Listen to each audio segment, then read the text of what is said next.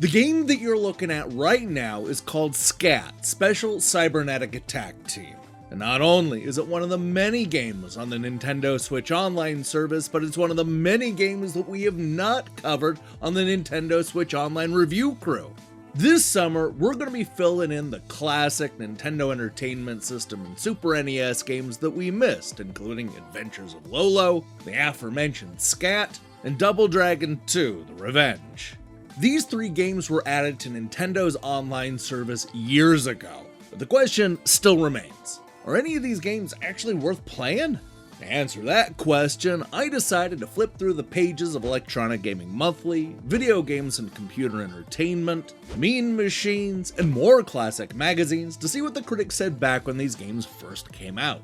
So go and grab your jetpack because we're going to be moving some blocks in this vengeful episode of Nintendo Switch Online Review Crew.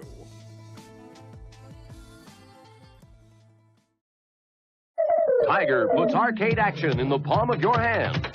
Games like Double Dragon 2. Billy Lee returns as you use your incredible ninja acrobatics to fight your way through 9 missions to defeat the ultimate villain, the Black Shadow Boss. Also available, Jordan vs. Bird, Al Unser Racing, Hang On, and Space Harrier 2. Tiger LCD video games. Video excitement in the palm of your hand.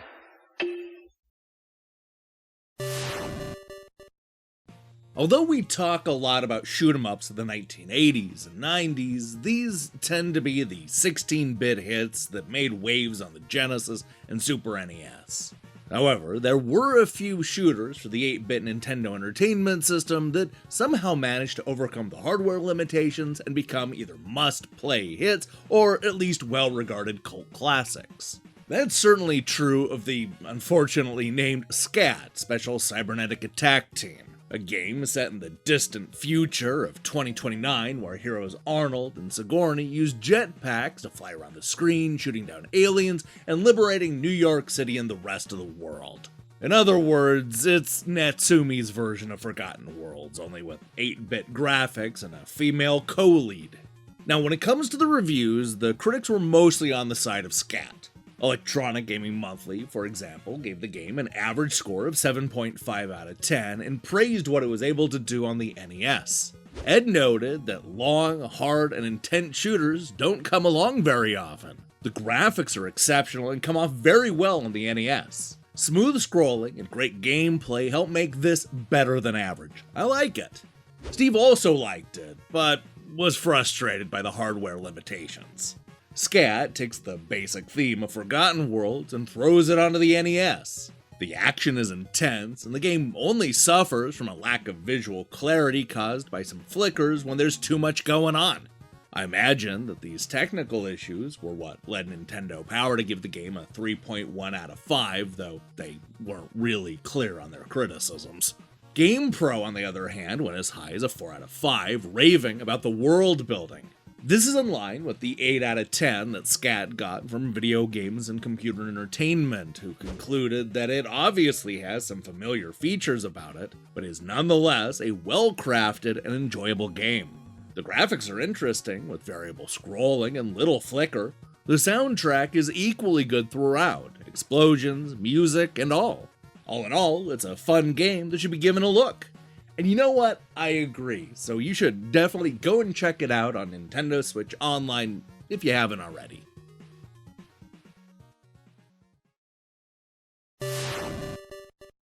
When you think puzzle games on the Nintendo Entertainment System, you probably picture falling blocks or vitamin capsules. Sure, games like Tetris and Dr. Mario may have taken up a lot of the oxygen, but my good friend Lolo is here to remind you that there was more than one type of 8-bit puzzle game. Adventures of Lolo is a fun, overhead puzzle game that sees you trying to move blocks in order to traverse the colorful world and avoid the many enemies wandering around. The formula ended up being so much fun that HAL Laboratory ended up making 2 more sequels, making Adventures of Lolo one of the best and most consistent trilogies on the NES. And you know what? The critics liked it, though the way they chose to show it was, well, interesting. A good example of that is Ed at Electronic Gaming Monthly, who started his review by saying, "I feel sorry for this game. It's similar to Solomon's Key, a challenging combination of action strategy. Lolo requires experimenting through trial and error to find the correct pattern for each level. Kiddie graphics disguise a game that's for all ages and filled with countless hours of enjoyment." Jim agreed, praising it as a good thinking game with nice graphics and sound. It's not unbeatable, despite the number of rooms that must be overcome. This is a good change of pace if you're sick of shooters and want an alternative to Legend of Zelda. Electronic Gaming Monthly ended up giving Lolo an average score of 7.5 out of 10. That's not that far off from the 3.5 out of 5 that we saw coming from Nintendo Power. Nintendo Magazine System also landed in that range, giving it a 74% and calling it an intriguing puzzle game that certainly packs a challenge but doesn't feature much in the way of action or variety. Definitely one for those who like the pace of their games sedate. In other words, it's not a shoot 'em up. It's weird how the critics kept harping on the puzzle game for not having enough action. Check out the game for yourself on Nintendo Switch Online and see if you agree with the criticism, because I certainly don't.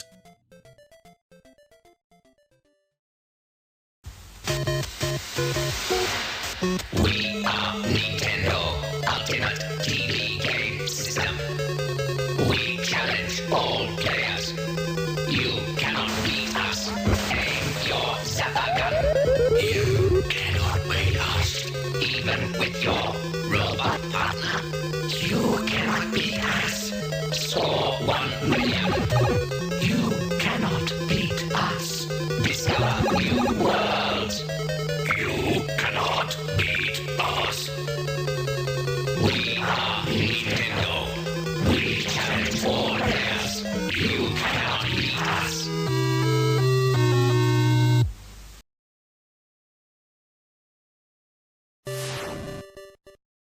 The original Double Dragon is without a doubt one of the most influential arcade games of all time. That said, I would argue that the Nintendo Entertainment System sequel, Double Dragon 2: The Revenge, is a substantially better game.